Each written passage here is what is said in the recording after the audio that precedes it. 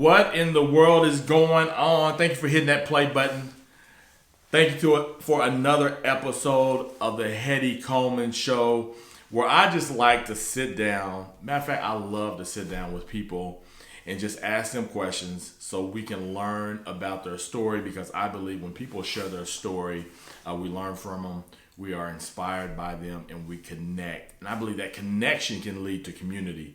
And as I like to say, community wins. And so periodically I like to sit down with my man James Long. He's been on the show before.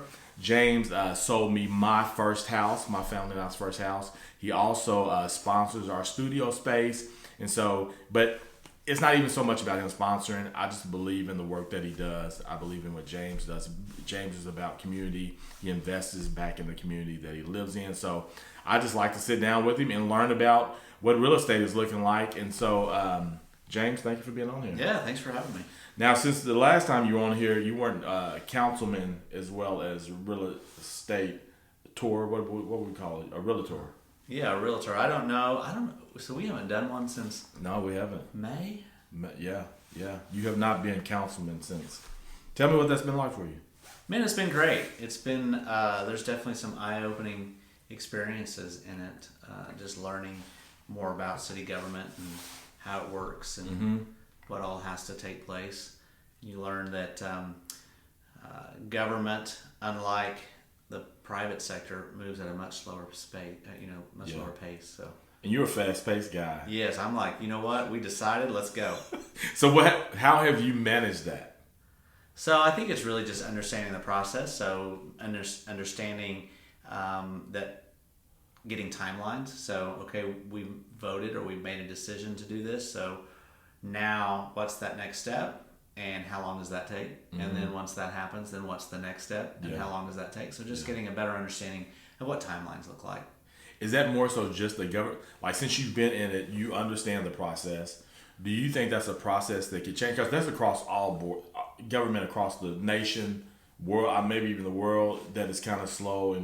But that may be intentional too, right? I think it is. I think that to some degree, so you don't make rash decisions, right? Yeah. And you don't have just a couple of people making decisions for everyone that may or may not be the right decision. So when you slow the process down, it gives you more opportunities to have checks and balances.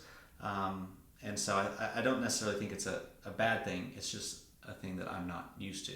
Although there are things sometimes you think, like, we could speed this up. Yeah. Like, we definitely could have. Especially processes, just paperwork, just when you think about technology has moved things along. Yeah. Let's. Have you been happy with your decision to jump in and be a part of this? Oh, absolutely. Yeah. Mm-hmm. Good. Absolutely. Now, as a business person, being local and being on council like that, do you feel like that has impacted your business any? I don't feel that it has yet at this point, but I don't know that we've made any decisions that have been, such a controversial topic for our community at this point either. Yeah. So. Yeah. Cool. So we want to get on here and talk about a little real estate. Okay. I know that you have been busy listing homes and things of that nature. We are in the fall season, going into the winter. Is there anything on either side, I'm getting ready to sell or I'm getting ready to purchase, that we should be considering? Well, I think that a lot of people have the conception that real estate moves slower in the winter, and so they think the best time to sell is in the spring and early summer. And while that is true to a certain point, that you have more people that are looking to buy, more buyers are out during that time, it's not necessarily true that your house isn't going to sell in winter. People move all year round. And so a lot of times, if you decide to put your home on the market in the fall, winter, you have less competition. Mm-hmm. And so a lot of times now you have less competition. As long as you're pricing your home appropriately, you're probably going to get a little bit closer to your asking price as well. Okay. Just because there's, if someone's looking to move, to make that move during those months, and they don't have a lot to choose from, they're going to make a choice, right? They're going to find a home. Yeah. So essentially just saying, like, hey, if you want to get closer to whatever you're asking for your home, the winter may be a great time to do that. Yes. Because there's not as many people selling.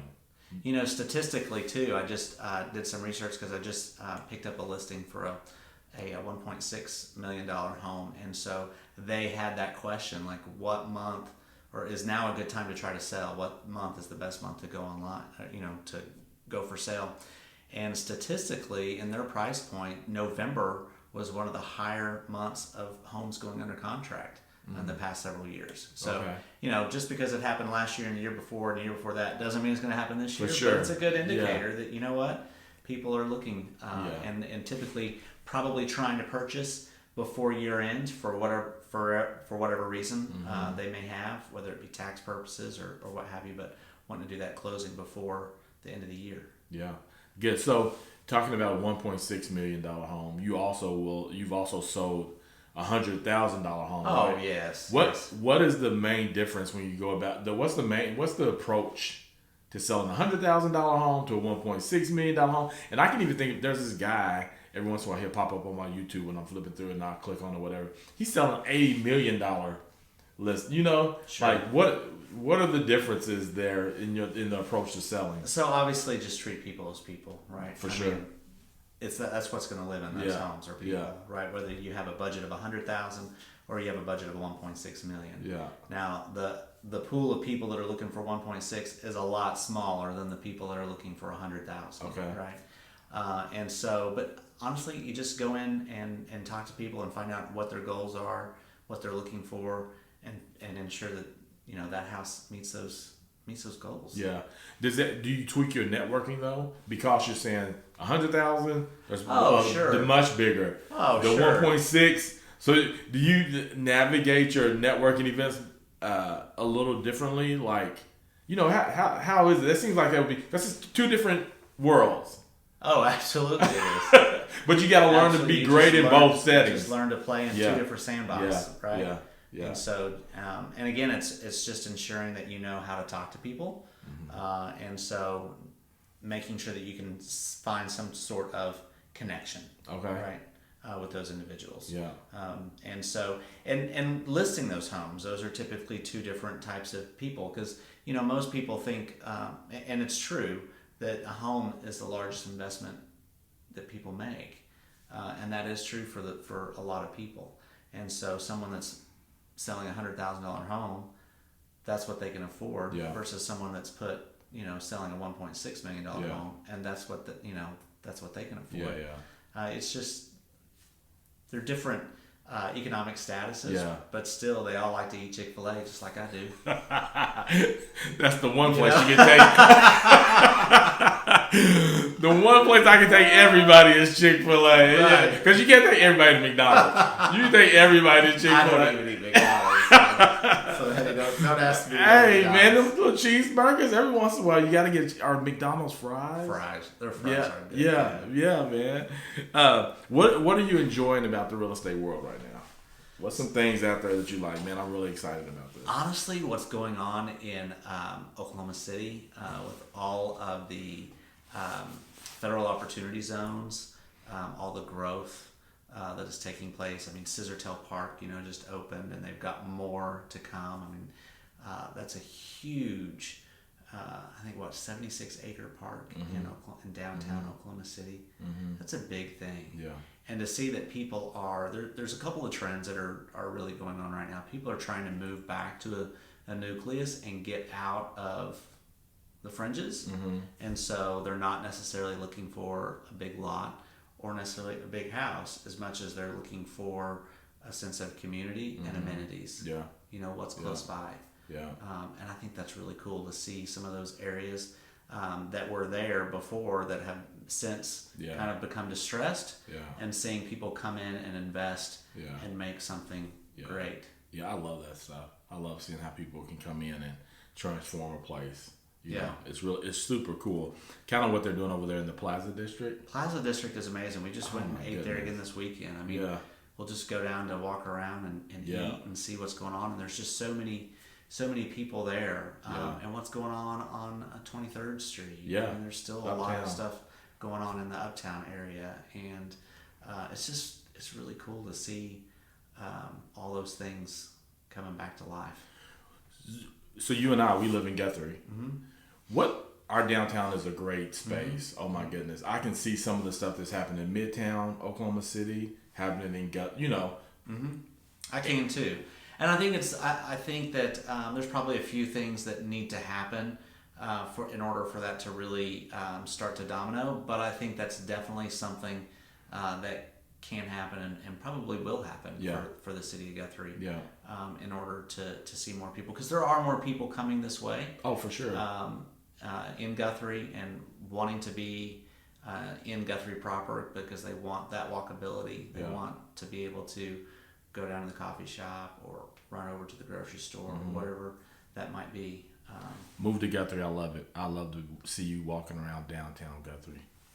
I would too. I love it. I'd love to sell you a house here. So move here.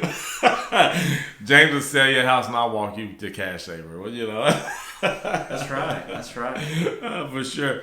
What is something like if new homeowners, first time homeowners, is there anything that they should be looking out for? I know that I ask you that question often, but I think that's just a great question for a lot of new homeowners. Is there anything that you should be looking out for right now? Depending on where you're looking to buy, obviously Logan County is one of those areas that qualifies for USDA financing.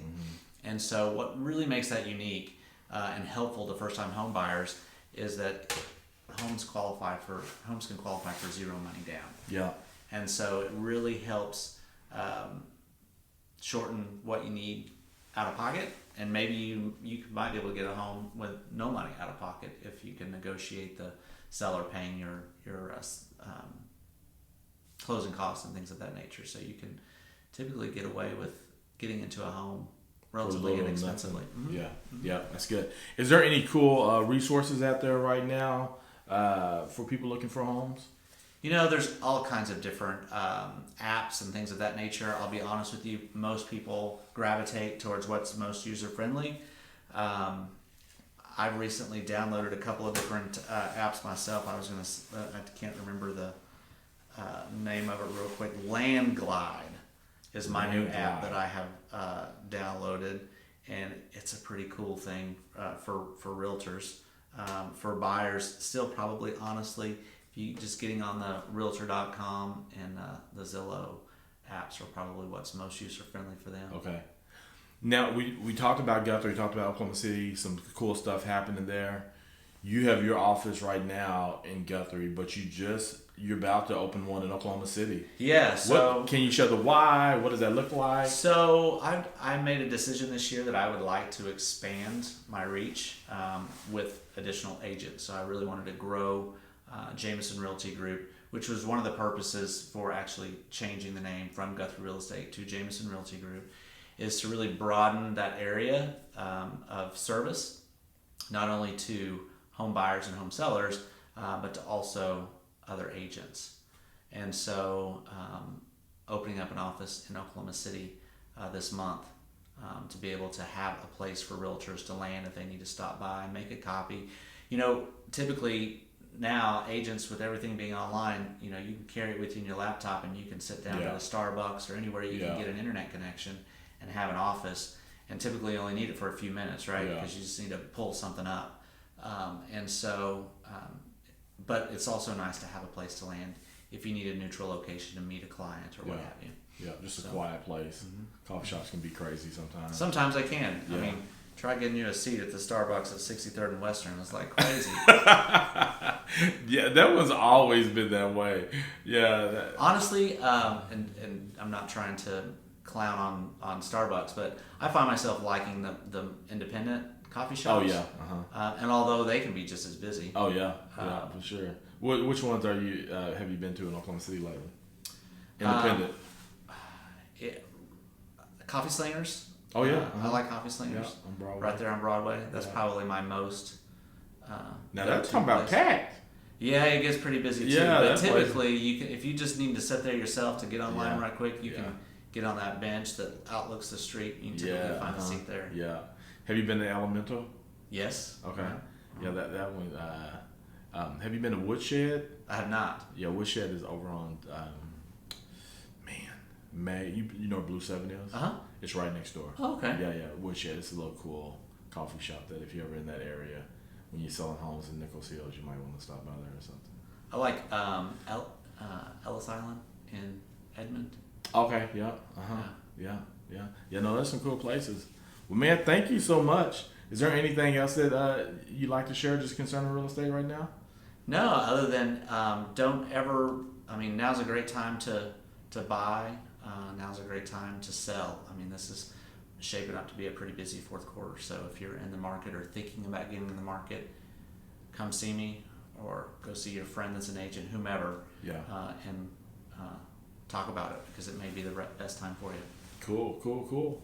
All right, ladies and gentlemen. Hey, James Long with Jameson Realty. Just Realty. James Long with Jameson Realty. Hey, thank y'all for hitting that play button and listening in. If you are looking for a home, go ahead and check out James. I'm telling you, he's great. He won't give up. I think it took us like 3 years or 2 years.